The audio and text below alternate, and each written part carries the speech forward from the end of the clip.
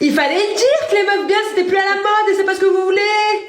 Il fallait dire. Je suis pas compliquée en couple, je veux juste que le mec soit obsédé par moi, qu'il ne respire que par moi, qu'il ne jure que par moi, qu'il ne voit que moi, qu'il ne parle que de moi. Inch'Allah, un mot magnifique pour dire si Dieu le veut, que j'ai pas le droit d'utiliser malheureusement parce que peut-être que je suis pas voilée, peut-être que je ressemble pas à une musulmane. Mais finalement, c'est quoi une musulmane? Genre les gars qui disent ouais, moi je veux trouver une femme comme ma mère. Déjà, c'est chelou de vouloir une femme comme sa mère.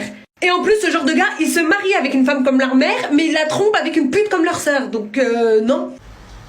Je sais pas pourquoi, j'ai pas le même comportement quand je suis comme ça que quand je suis comme ça. I did.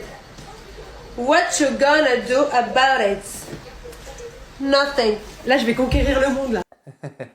Tu vas nous le dire si tu vas conquérir le monde avec tes vidéos Sarah Goumid. Mais ce que je sais, alors ça je l'ai appris, vraiment, et j'étais même très surpris, avant qu'on parle de TikTok, on rebondit sur tes vidéos.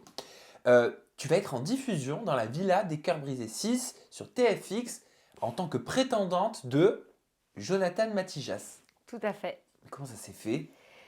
Bah écoute, j'ai été contactée par un casteur qui m'a vraiment mis à l'aise avec la télé-réalité, ce que je pensais de la télé-réalité. T'en pensais quoi? Franchement, de la télé-réalité, je pensais que c'était un peu cruche, Ouais. un peu beaucoup trop décalé pour moi. Ouais, et ça l'était? Pas du tout, il y a vraiment une authenticité, si je peux dire, ouais, il y a du vrai, il y a du show comme je kiffe.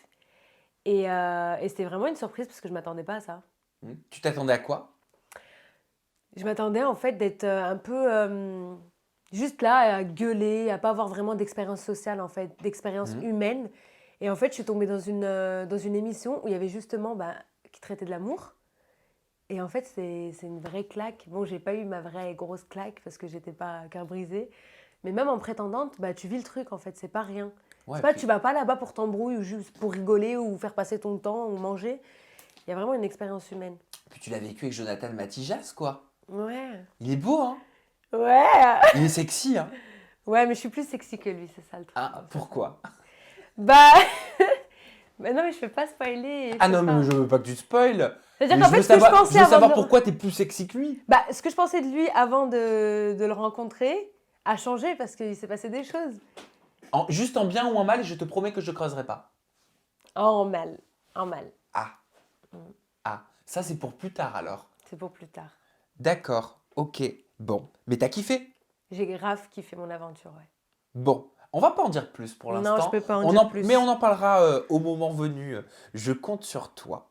Alors, j'ai entendu dire que tu parlais arabe, espagnol, anglais, français. C'est parce que ces langues t'ont été apprises à la maison? C'est dans quel cadre? Alors, arabe parce que je suis née en Algérie. Oui. Donc, c'est une langue qu'on parle chez moi, tous les D'accord. jours. Anglais parce que je regarde des séries, j'ai appris. C'est vrai qu'au bac, j'ai eu un 2 sur 20, alors que j'ai fait un bac littéraire. Donc, je savais que j'allais avoir une mauvaise note en anglais. Commencez par arriver à l'heure. Demandez-moi de vous régler un réveil. C'est super! Je sais pas, voilà. Mais c'est parce que je suis arrivée en retard, donc je sais pas si T'es arrivée ça en me retard à suit. l'école?